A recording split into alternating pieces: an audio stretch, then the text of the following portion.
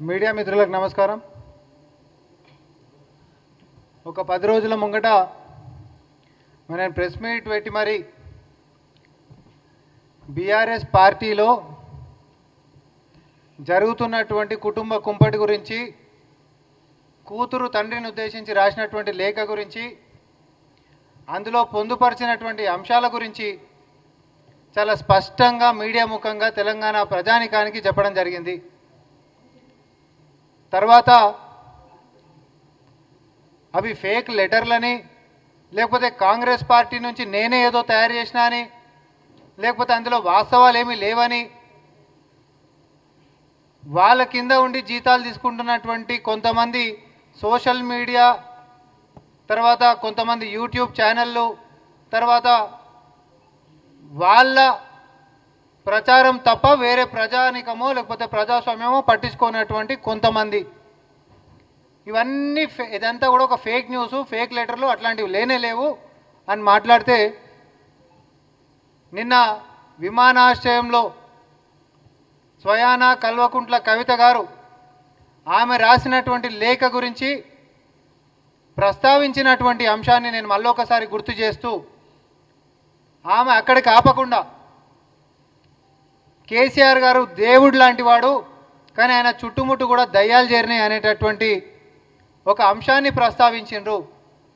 ఈరోజు కాంగ్రెస్ పార్టీ ఇదే వేదిక నుంచి ఇంకొన్ని విషయాలు కూడా మేము ముందుకు తీసుకొని రాగలుగుతున్నాం.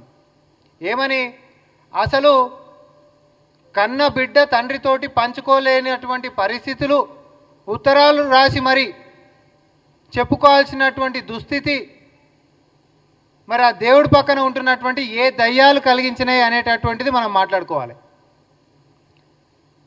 ఆమె దృష్టిలో, కవిత గారి దృష్టిలో కేసీఆర్ గారి పక్కనే ఉంటూ కన్న కూతురు యొక్క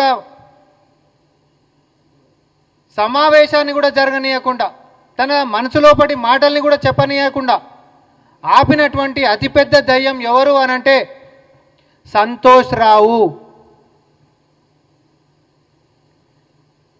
కనీసం ఫోన్లు చేసినా తండ్రికి ఫోన్లు ఇవ్వలేనటువంటి పరిస్థితికి, చెప్పుకుందామనంటే చెప్పనియనటువంటి పరిస్థితికి, కేసీఆర్ గారి పక్కనే ఎప్పుడు వండుకుంటా, ఎవరు మాట్లాడాలన్నా, ఎవరు కలవాలన్నా, ఎవరు ఏం చేయాలనో పరోక్షంగా ఈరోజు పార్టీని నిర్ణయిస్తున్నటువంటి శక్తిగా సంతోష్రావు ముందుకున్నాడు. ఎమ్మెల్యేలు పత్రికలు ఇవ్వకపోతామనంటే కూడా దర్శనానికి ధరలు పెట్టినటువంటి చరిత్ర ఆయనకు ఉంది అనేటటువంటిది ఇదే మీడియా ముఖంగా నేను చెప్తా ఉన్నా. ఇక కేటీఆర్ గారు ఈరోజు ప్రెస్ మీట్ పెట్టి ఆయన మాట్లాడిండు. ప్రజాస్వామ్యం అంట, ఇదో కొత్తగా చెప్పిండు వాళ్ళు పదం, ప్రజాస్వామ్యం. కాంగ్రెస్ పార్టీ నుంచి మేము ఒకటే అడుగుతా ఉన్నాం, కన్న కూతురు తండ్రితోటి మాట్లాడనీయని పరిస్థితి, ఉత్తరాలలో బాధలను పంచుకునేటటువంటి పరిస్థితి వచ్చింది అనంటే ఇది ఏ ప్రజాస్వామ్యం కిందకి వస్తుందో కేటీఆర్ గారు జవాబు చెప్పాలి. ఇప్పుడు మా పార్టీ ఉంది, ఎవరైనా కూడా వచ్చి మా పిసిసి అధ్యక్షులు గారిని కలవచ్చు, ఎవరైనా మాట్లాడవచ్చు. అది మంచి అయినా, చెడైనా, బాధ అయినా, ఇంకోటి ఏదైనా. ప్రజాస్వామ్యం గురించి మాట్లాడినటువంటి కేటీఆర్ గారు మీ కుటుంబ సభ్యుల్లో మరీ ముఖ్యంగా మందితో పోల్చుకుంటే కవిత గారి గురించి మాట్లాడింది. ఈరోజు మా పార్టీ అని ఎంతసేపు కవిత గారిని దూరం చేసి మాట్లాడండి. మీ లోపల ఉంటున్నటువంటి కుంపటి ఈరోజు బాటంగా బహిర్గతం అయింది కాబట్టి, స్వయాన కవిత గారే నిన్న మీడియా ముఖంగా చెప్పిరు కాబట్టి ఇంకా దాగుడు మూతలు అక్కడ ఎక్కడున్నాయి. కానీ నేను ఈరోజు ఈ యొక్క ప్రెస్ మీట్లో ముఖ్యమైనటువంటి ఒక ఉద్దేశం ఏంటిది చెప్పదలుచుకున్నామనంటే, ఈ దయ్యాలు అనేటటువంటి పదంలో అతిపెద్ద దయ్యం సంతోష్రావుగా, తర్వాత సొంత సోదరైనటువంటి కవిత గారిని కూడా వెనకాలేసుకొని రాకుండా సామాన్య కార్యకర్తలతో కంపేర్ చేసినటువంటి రెండో దయంగా కేటీఆర్ గారు, తర్వాత హరీష్ రావు గారు. ఇది ఇట్లుంటే ఆమెకు ఆల్రెడీ అన్యాయం జరిగింది, నా మాట వినేటోళ్ళు ఎవరు లేరు, చుట్టుముట్టు దయ్యాలు చేరినాయి, అసలు సిసలైనటువంటి వాళ్ళ యొక్క భావస్వేచ్ఛ అనేది కేసీఆర్ గారి దగ్గర దాకా పోతలేదు అనడమే కాక, కవిత గారిని సస్పెండ్ చేసేటటువంటి దానికి పావులు కదుపుతున్నటువంటి దాంట్లో కూడా ఒక పెద్ద దయ్యము క్రియాశీలక పాత్ర పోషిస్తుందని చెప్పి ఇదే మీడియా ముఖంగా నేను తెలియజేసుకుంటా ఉన్నా. మరి అది సాయంత్రం కింటమా రేపటి కింటమా, కానీ ఖచ్చితంగా ఎందుకనంటే ఎప్పుడైనా అంతర్గతంగా ఉంటున్నటువంటి వ్యవహారాలని బాహటంగా మాట్లాడితే రాజయ్య గారి దగ్గర నుంచి మొదలు పెట్టుకుంటే ఈటెల రాజేంద్ర గారి దాకా కూడా మరి చరిత్రను గిట్ట మనం బేరీజు వేసుకుంటే క్రమశిక్షణ చర్యలు తీసుకున్నటువంటి బీఆర్ఎస్ పార్టీ మరి అవే క్రమశిక్షణ చర్యలు కుటుంబ సభ్యులైనటువంటి కవిత గారి మీద కూడా తీసుకోవాలనేటటువంటిది ఒక దయ్యమే దీనికి బాగా పెద్దన్న పాత్ర పోషిస్తుంది అనేటటువంటిది ప్రజల ముందుకు రాబోతుంది. ఈరోజు ఎవరి బాధ వాళ్ళకి అయిపోయింది. పార్టీ అధ్యక్షుడి దాని గురించి ఊకేదంతా కుటుంబ సభ్యుల పంచాయతీ ఎందుకు అని చెప్పి ఇంకో కొడుకైనటువంటి సంతోష్ రావు గారిని మరి పార్టీ అధ్యక్షుడి లెక్కనే పెట్టినా కూడా ఆశ్చర్యం ఏముండదు. పెట్టేటటువంటి యోచన కూడా వస్తుండొచ్చు, పెడుతుండొచ్చు కూడా. పంచాయతీ ముదిరితే ఈరోజు పాపం కేసీఆర్ గారి యొక్క పరిస్థితి ఎట్లయిపోయిందంటే ఆయన పెద్ద మనిషి అయి ఆయన కొంచెం మతిమరుపు కూడా పొద్దున ఏదైనా గిట్ట మాట్లాడితే సాయంత్రం కాడలో సర్వ సహజం ఏదైనా మర్చిపోతుంటాం, వయసు మీద పడ్డప్పుడు మర్చిపోతుంటాం. పక్కన ఉన్నటువంటి వ్యక్తులు నమ్మకస్తులు ఉండాలి, నమ్మకస్తులు ఉండి వాళ్ళ గుర్తు చేసేటటువంటి వ్యక్తులే ఉండాలి. కానీ ఈరోజు కేసీఆర్ గారి యొక్క బీఆర్ఎస్ పార్టీ యొక్క పరిస్థితులు చూస్తే తమిళనాడు దివంగత నేత మాజీ ముఖ్యమంత్రి జయలలిత గారే గుర్తొస్తుంది నాకైతే. సొంతోళ్ళు వెన్నుపోటు పొడిస్తే చివరికి ఒక పార్టీ అంతమెట్లయిపోయింది అనేటటువంటిది ప్రత్యక్ష ఉదాహరణ ఈరోజు జయలలిత గారు. సేమ్ అట్లాంటి పరిస్థితే తెలంగాణలో కూడా కల్వకుంట్ల చంద్రశేఖరరావు గారి దగ్గర కనిపిస్తూ ఉంది చాలా స్పష్టంగా. ఈరోజు ఆయన ప్రెస్ మీట్ కూడా పెట్టిండు, సుత్తి చెప్పిండు తప్ప దాంట్లో మాత్రం పెద్దగా తేల్చేటటువంటి అంశాలు లేకపోతే ప్రజలకు తెలియాల్సినటువంటి అంశాలు ఏమైతే మాకేం కనబడలేదు. కాబట్టి మమ్మల్ని కోవట్టులని ప్రజాస్వామ్యం అని విమర్శించేదానికంటే ముంగట వెన్నుపోటుదారులని పక్కనే పెట్టుకొని ఈరోజు కుటుంబాన్ని విచ్ఛిన్నం చేస్తుంటే కూడా చేతగానితనంగా చూస్తున్నటువంటి మీ యొక్క నిస్సహాయతని కాంగ్రెస్ పార్టీ మేము ఏం చేయగలుగుతాం? లాస్ట్కి వస్తే ఏంది అని అంటే పాపం అనేటోళ్ళ మీద తప్ప అంతకుమించి ఏం చేయనికే లేదుగా, అది మీ కుటుంబ పంచాయతీ. కాబట్టి కేటీఆర్ గారిని మేము ఒకటే చెప్తా ఉన్నాం, మమ్మల్ని ఇప్పటికైనా కూడా ఉత్తుత్త మాటలతోటి, పనికిరానటువంటి మాటలతోటి, అర్ధరహితమైనటువంటి అంశాలతోటి ప్రజలని పక్కదారి పెట్టించేటటువంటి వాటితోటి ప్రెస్ ముందరికి వచ్చి మీ ఇజ్జత్ తీసుకోవద్దని చెప్పి సూచనలను ఇస్తూ సంతోష్ రావు గారిని మీ పార్టీ అధ్యక్షుడి లెక్క చేసుకోకుండా ఆపే ప్రయత్నాలు ఏమైనా ఉంటే మీరు చేసుకొని, మీకు నిజంగానే తోడబుట్టినటువంటి సోదరు మీద ఏమైనా ప్రేమ ఉంటే క్రమశిక్షణ చర్యలని ఆపుకునేటటువంటి ప్రయత్నం చేయాల్సిందిగా ఇప్పటికే బదారణ పడ్డటువంటి మీ యొక్క రాజకీయ రణరంగం ఏదైతే ఉందో దానికి శుభం పోడు మాకు సూచనలు ఇచ్చేదానికంటే ముందు మీరు అందరు కూడా ఒక సంధికి వచ్చి సంయమనంతో శాంతియుతంగా ముందుకు సాగాలని, ముసల్తనానికి వచ్చినటువంటి కేసీఆర్ గారిని మనశ్శాంతి లేకుండా కుటుంబ సభ్యులు మొత్తం దయాలు విక్కదిన్నట్టు తినకుండా ప్రశాంతంగా ఉంచనీయాలని చెప్పి కాంగ్రెస్ పార్టీ హితబోధ చేస్తూ ఉంది.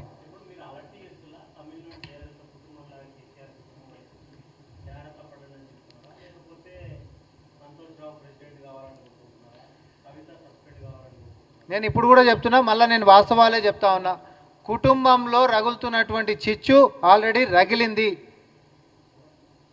ఆ అగ్గి అనేటటువంటిది ఈరోజు ఆర్పంగానే ఆగిపోతుందా ఆరిపోతుందా అనేటటువంటి ఇది అయితే నాకైతే ఏం కనబడతలేదు. అది కవిత గారి మీద వారు తీసుకోబోతున్నటువంటి క్రమశిక్షణ చర్యలు ని బట్టి కూడా మనందరికి కూడా ఇప్పుడు నేను మీడియా ముఖంగా నేను చెప్పిన ఆమె మీద ఇప్పటికి కూడా క్రమశిక్షణ చర్యలు అని చెప్పి గిట్ట ముందుకు పోతే అది ఆగేటటువంటిది కానే కాదు. ఇప్పటికైనా కొంచెం మనం బజార్లో పడవద్దు, ఇంకింత ఇజ్జత్ తీసుకోవద్దని గిట్ట అనుకుంటే ఏడున్న దుకాణాన్ని నాడు ఆపేసుకొని ఫస్ట్ నలుగురు కలిసి ఒకటే రూమ్లో కూర్చొని సంధిగా మాట్లాడుకొని ముందుకు పోతేనేమో దానికి ఏమైనా బతికేసే గంతు ఉంటుంది, లేకపోతే మాత్రం ఇక దాని భగవంతుడు కూడా కాపాడలేడని చెప్పి చెప్తా ఉన్నాం మేము.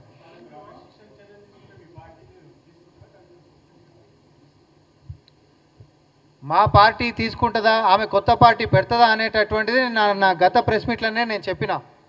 ఆమె క్రమశిక్షణ చర్యలు ఆమె మీద గిట్ట తీసుకుంటే ఆమె సొంత పార్టీ సొంత కుంపటి పెట్టుకునేటటువంటి ఆలోచనలో కవిత గారు ఉన్నారు అనేటటువంటి స్పష్టంగా గతంలో నేను చెప్పినటువంటి ప్రెస్ మీట్లోనే అన్నా.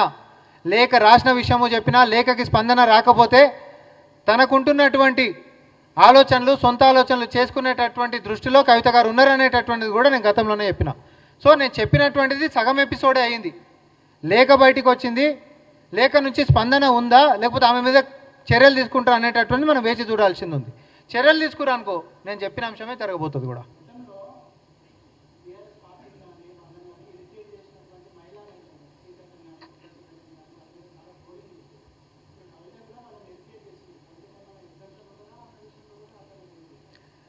ఎగ్జామ్షన్ గిట్ట ఉండాలనుకుంటే పంచాయతీ ఇంత దూరమే రాకంటే ముంగటనే ఒడిసి కొట్టుకునేటోళ్ళు, అయిపోగొట్టుకునేటోళ్ళు. వాళ్ళకి అది నాకు కనిపిస్తలేదు కాబట్టే కవిత గారిది ఇక్కడి దాకా వచ్చింది. ఆమె బహిరంగంగా మీడియా ముఖంగా మా నాయన మంచోడే దేవుడు లాంటోడు కానీ చుట్టుముట్టంతా దయాలు జరిరు అనేటటువంటి అసంతృప్తిని చాలా స్పష్టంగా మీడియా ముఖంగా కవిత గారు చెప్పిండ్రు. ఆమెది అసంతృప్తి ఇప్పటి నుంచి మొదలైనటువంటిది కాదు.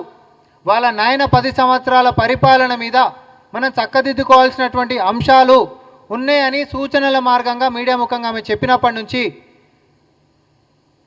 సీక్రెట్గానే లేఖ రాసినప్పటికీ కూడా స్పందించకపోతే లేఖ బహిర్గతం అయినటువంటి దాకా, లేఖ బహిర్గతం అయితే కూడా అక్కడికి ఆగకుండా ఆమె మీద గిట్ట క్రమశిక్షణ చర్యలు తీసుకొని ఆమెని బయటికి పంపించేటటువంటి కుట్రలు సఫలీకృతం అయితే మాత్రం ఆ కుటుంబం ఎట్టి పరిస్థితులలో ఇప్పటికే ఆగమాగం ఉంది. అది రేపొద్దున నిలబడేటటువంటి పరిస్థితి లేదు అని చెప్పి నేను తెలంగాణ ప్రజలకి చెప్పదలుచుకున్నా. సో వాళ్ళు మీడియా ముఖంగా వచ్చి మా పార్టీని, మా ప్రభుత్వాన్ని, మా ముఖ్యమంత్రి గారిని ఎన్ని విమర్శలు చేసినా అతికేటటువంటి అంశాలుగా కనిపిస్తలేవు. ఈరోజు కేటీఆర్ గారు కూడా మాట్లాడినరు. ఏమన్నా దాంట్లో ఏమైనా అర్థం పడదాం ఉందా? ఈడీ కంట విజ్ఞప్తి చేసిరంట, తర్వాత రాజీనామా చేయాలంట, మేమనంట విచారణకు హాజరు కావాలంట. విచారణకి హాజరు కావాలని నోటీసులు వచ్చినాయండి ఏమన్నా? అసలు ఏ పేరు వచ్చింది, ఎక్కడొచ్చింది, ఏ ప్రస్తావనలు వచ్చింది? ఎప్పుడో 2015లో మూసేసినటువంటి నేషనల్ హెరాల్డ్ కేసుని మొన్న ఎన్నికల కంటే ముంగట బీజేపీ కావాలని ఎందుకు తోడింది? ఇవన్నీ జరిసే పక్కన పెడితే నేను తెలంగాణకే కన్ఫైన్ అవుతా. బీఆర్ఎస్ పార్టీలో వచ్చినటువంటి ఈ చీలికలు, ఈ రసాభాస ఇదంతా ఏదైతే ఉందో దాన్ని కాపాడేటటువంటి ప్రయత్నం చేయనికే వాళ్ళ అంకుల్ మోడీ ఈడీలో ముఖ్యమంత్రి గారి పేరుని ప్రస్తావన చేపించేటట్టు చేసిండు. ఈడ కూడా ఏంటిది అని అంటే డైవర్టింగ్ పాలిటిక్స్. ముఖ్యమంత్రి గారి మీదకి ఏదో రాజకీయం కొంచెం మళ్ళింది అనుకోండి, ఏదో జరిగిపోతుందని అప్పటి లోపల వీళ్ళు ఏదో సంధికి వచ్చి చక్కదిద్దుకునేటటువంటి ప్రయత్నం చేయాలని వాళ్ళ మోడీ అంకులు సపోర్ట్ చేస్తున్నటువంటి సిస్టమ్ లెక్క చూడాల్సిందే తప్ప వేరేది కాదు. ఎందుకంటే కేటీఆర్ గారు అన్నారు ఈడీ చర్యలు తీసుకోవాలంట. ఈ రాష్ట్రంలో మా ప్రభుత్వం వచ్చిన తర్వాత సుమారు 10 అంశాల మీద రాష్ట్ర దర్యాప్తు సంస్థలు విచారణ చేపడుతుంటే అన్నిట్లల్లా పైసలకు సంబంధించినటువంటి అంశం ఉందని చెప్పి ఈడీ వచ్చి జొర్రింది. మరి 16 నెలల్లో ఏ ఒక్క కేసులోనన్నా ఈడీ బీఆర్ఎస్ నేతల మీద చర్యలు తీసుకుందా? ఒక్కడన్నా అరెస్ట్ చేసిందా? ఎవరికి దోస్తులు? ఈ ఒక్క సమాధానం బీఆర్ఎస్ నేతల కాడ ఉంటే అన్నిటికీ కూడా సమాధానం ఉన్నట్టే. ఇక ఇన్నిటి విచారణల మీద మా విచారణలన్నీ మొత్తం ఆగిపోయేటట్టు ఈడీ వచ్చి మధ్యలోకి జొర్రి చర్యలు మాత్రం ఎవరి మీద తీసుకోకపోవడము, ఎవరికి మద్దతు ఇస్తున్నట్టు ఇంత రణరంగం మన రాజకీయం తెలంగాణలో జరుగుతుంటే ఈడీలో ముఖ్యమంత్రి గారి పేరు అసలు అది సంబంధం అని ఉందా? పోనీ దాంట్లో అక్యూజ్డ్ అని గిట్ట ఉందా? సందర్భమే లేనటువంటి పేరుని తీసుకొచ్చి అందులో పెట్టడం అనేటటువంటిది బీఆర్ఎస్ పార్టీలో ఉంటున్నటువంటి లుకలుకలని కాసేపు పక్కన పోయి కాంగ్రెస్ పార్టీ మీద ఏదో అంశాన్ని రేకెత్తించాలనేటటువంటి కుట్ర బీజేపీ బీఆర్ఎస్కి మద్దతు చేస్తున్నటువంటి అంశంగా కాంగ్రెస్ పార్టీ పరిగణిస్తుంది. అంతే తప్ప అంతకుమించి ఆయన చెప్పిన దాంట్లో సొల్లు తప్ప ఏం లేదాడ.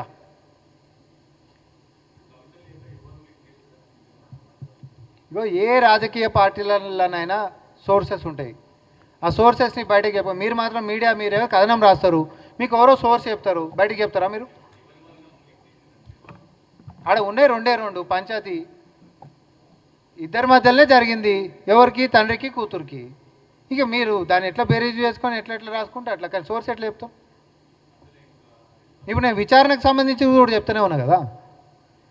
కవిత గారి మీద విచారణ జరిగేటటువంటి ఆలోచనలు చాలా స్పష్టంగా కనిపిస్తున్నాయి. దానికి పావులు ఒక పెద్ద పాము, కవిత గారి భాషలో ఒక పెద్ద దయ్యం కంకణం కట్టుకొని పనిచేస్తుందని చెప్పిన. దీనిలో కూడా నేను గూఢంగా ఒకటి చెప్తున్నా, కవిత గారిని బయటికి పంపించేటటువంటి కుట్ర చాలా స్పష్టంగా జరగబోతుంది. ఇంచుమించు పంపిస్తారనేటటువంటి దిశగానే పావులు కదుపుతున్నారు. మరి ఇప్పటికైనా కుటుంబంలో సఖ్యత తీసుకొని రావాలనే ఆలోచన గిట్ట కేసీఆర్ గారు చేస్తే దీన్ని ఆపేటటువంటి ఆస్కారం ఉంటుంది. లేకపోతే మాత్రం కవిత గారికి బీఆర్ఎస్ పార్టీకి ఈ రోజుతోటి పేగుబంధం తెగిపోతుంది. ధన్యవాదాలు.